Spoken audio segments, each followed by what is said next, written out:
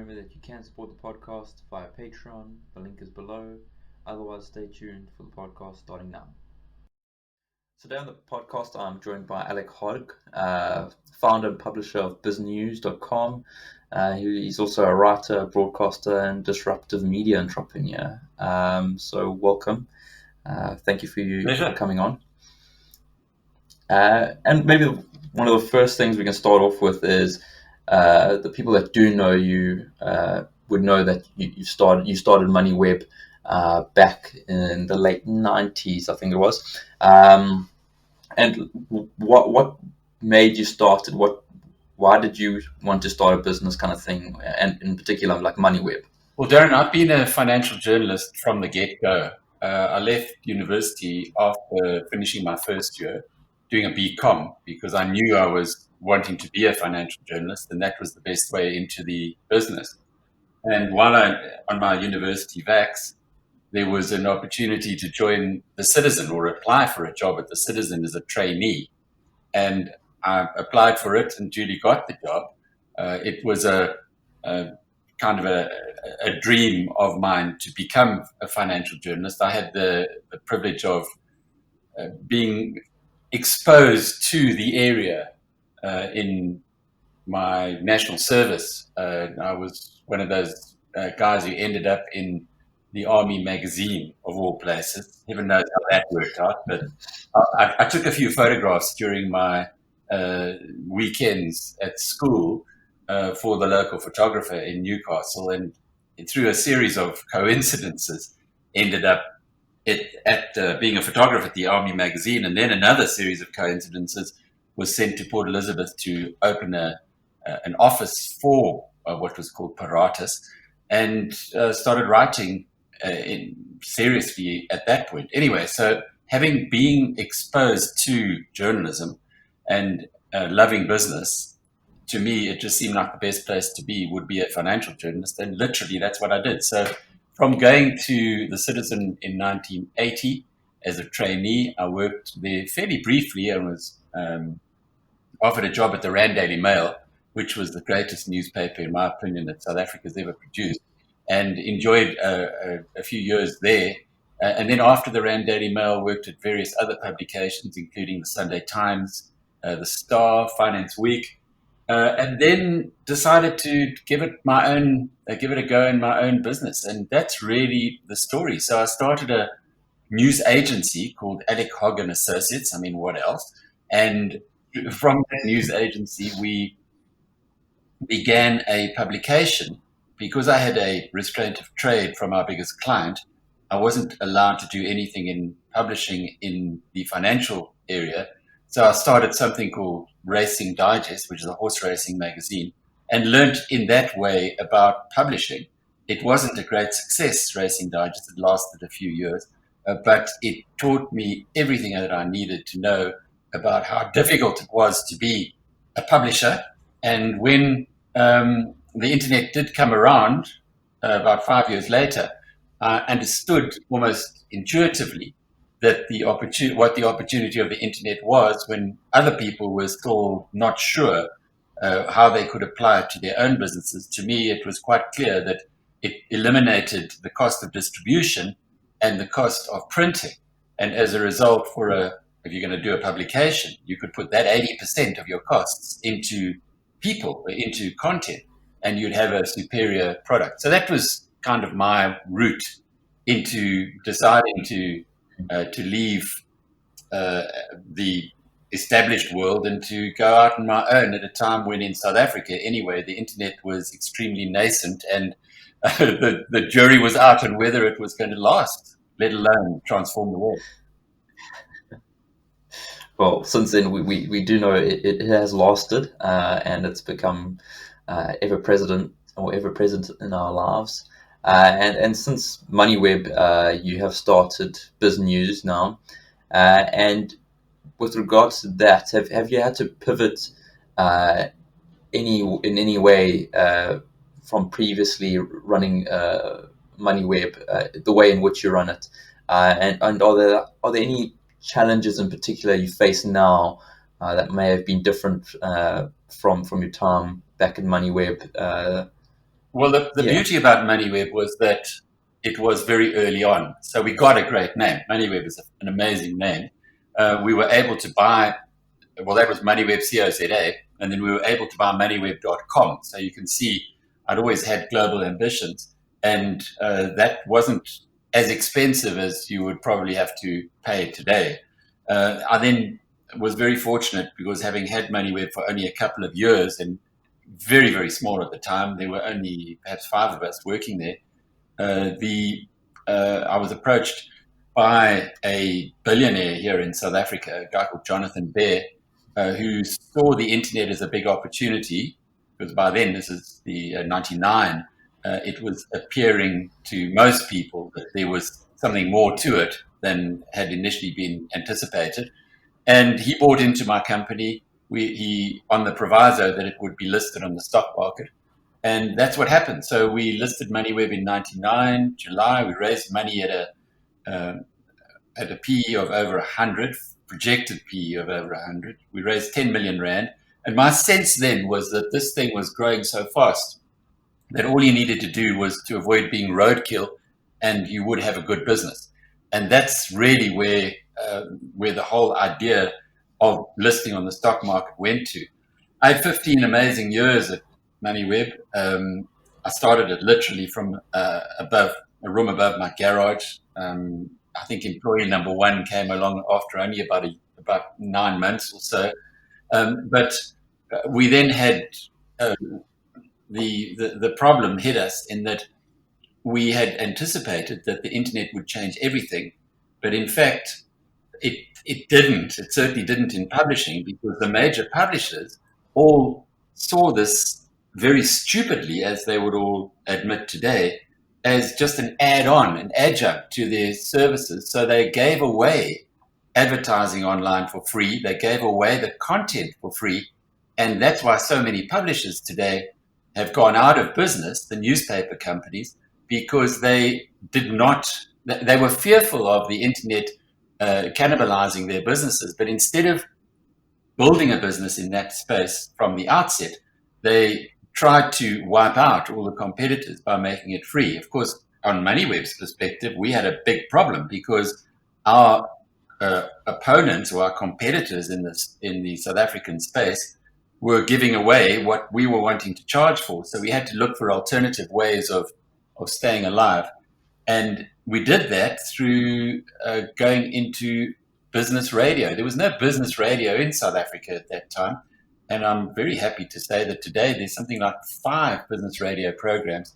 But it was more necessity than brilliance. We were not running out of money. We had enough money, but we were finding it very difficult to charge people for advertising online. And we had to find an alternative revenue stream. So I went to the SABC and we started Market Update on SAFM. That was also in the late 90s. It wasn't very long after that we moved the show to 702 and created a competitor for ourselves at SAFM, and then moved from 702 to Classic FM, which was in big trouble and needed a turnaround, injected quite a lot of money there, money that we could raise because we were a public company, fixed that up in 2 or 3 years, and then went back to the SABC with Ariske's Geldsaake, which was a much bigger program than we had at Classic. So it was interesting as I was going along and starting all these business radio shows, that we were creating competitors in traditional radio. Today, with BizNews, when I left MoneyWeb in 2012, I was given a year's gardening leave and then had to decide during this period what I wanted to do. Was I going to just be a freelance journalist and write for various Business Day and Financial Mail who asked me to do columns for them, and CNBC Africa, I did their lunchtime, their power lunch show for a few years. But it always occurred to me that I hadn't quite mastered things at MoneyWeb. It was almost like we'd moved halfway away from newspapers to the digital world, but there was a whole lot more that we could have done to become completely digital. And that's the way we built BizNews. We built it as a remote company. Our staff, literally today, 6 years on, are based in Dublin, Edinburgh, London, Johannesburg, and Cape Town. And we don't, at the moment, have a fixed abode. We don't have an office. We're going to change that next month when we are going to start bringing on interns, and you can't have interns working remotely. So, and part of that reason was I had a lot of success with interns at MoneyWeb. We really developed some of South Africa's top financial journalism talent through our internship program. And that's what I would like to replicate. I think as you get older, you realize that it's more important to give back than to take out. And the problem is to have interns, you have to have a fixed office. And I had the experience in the UK for a period of going into WeWork. And WeWork has opened up in Sandton, just around the corner from where we live in Bryanston. And we're going to be taking offices there with a fixed studio to do podcasts, with a fixed office for the intern. So it's almost come full circle in many ways that we're back into the audio world, but not on a radio program, more technology driven in podcasts. We're back with a fixed office because of our interns, but by the same token, we still have retained a lot of the remote basis, and we've got many of the tools that we use in a remote world, which gives us an advantage of being able to leverage technology and then scale up the business in that way. So it's a new, every day is a new exciting day. I mean, I'm inspired by so many people, but including Jeff Bezos, who talks about day one in Amazon. Every day is day one. Well, for BizNews, it literally is every day one. And we're having a lot of fun doing it, which I guess is, I see podcasting as actually very similar to what I saw with the internet in 1995, 96, 97. Podcasting is nascent, it's early, it's going to transform things. You can see the way that, I don't want to say too loud because then Alexa is going to come on and ask me what I'm asking for, but just the whole voice-driven processes of technology is transforming a lot of the way that we consume content. And I believe that's where we want to be. We want to focus on podcasting in the early stages so that we can build a presence in the same way as MoneyWeb was able to focus on the internet, on text in the early days of that game changer. Yeah, and you speak of podcasting, and I read an article, must have been a week or two ago, about the percentage increase or growth of podcasting globally, and it's really shooting up and outperforming every other form of media. So it definitely does seem to be the future. And you do speak of getting interns and that, and yeah, your way of giving back and kind of nurturing the future talent. But I wanted to find out, is there any advice that you would give to anyone looking to start an SME in South Africa?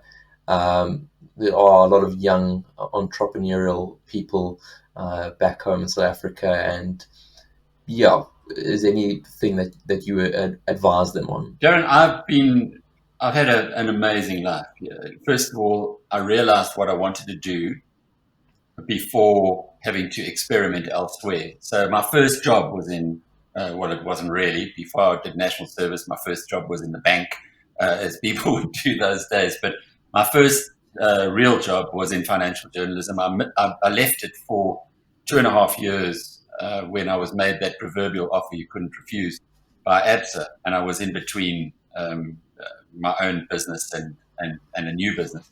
So that was good because I was on that side, and then I was able to be exposed to what corporates work like.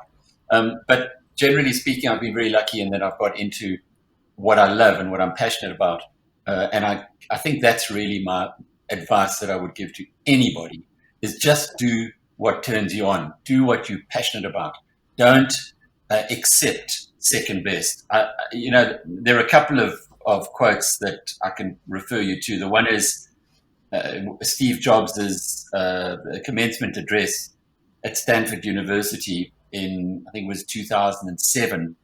Now, Steve Jobs, like me, didn't spend much time at university. At least I did a year and passed everything. He only spent 6 months at his university, and then spent the rest of his 6 months just swanning around, never wrote exams or anything, and never went back. And Steve Jobs, I guess, had a little bit of a anxiety when he was asked to do this commencement address at Stanford. And if you read his biography, it'll tell you that he got hold of one of the best script writers in Hollywood to write the speech for him, accepting that the speechwriter reneged, and a week to go hadn't written anything yet. So Jobs had to write his own speech, and it is one of the most brilliant speeches that you'll ever listen to. Commencement addresses in the US, of course, are really a big deal, and big universities like Stanford try and get the best possible person to have this commencement address only once a year. And what it is, it's the end of the year to say to the students who've now graduated, here you go into the world. And what Steve Jobs said in that commencement address was, don't ever accept second best. He said, every morning have a look in the mirror, and if you say to yourself, what I'm going to do today, I will have to do for the rest of my life, and you aren't excited about it, then look elsewhere. Don't settle. He talks about doing what you love being an affair of the heart. And I believe in that so strongly. It's similar advice from another guy who I've studied, in fact, written a book about, Warren Buffett, the world's greatest investor. He's still 80. He's 89 years old now, but he's still as sharp as a knife. And his view, when he gets students who visit him in Omaha, is he often gets that kind of a question, and the response is always, just do what you really love. Doesn't matter if you can't be paid for it, just do it. And I've got an example of that, a real life example in my life. When I had that magazine, Racing Digest, a young guy came to me. He'd just been fired as a trainee race commentator, and he said he just had to be involved in racing. Could he work for me for free? And I said, yeah, sure. I'll take anybody for free. At that time, we certainly did. Of course, we did pay him.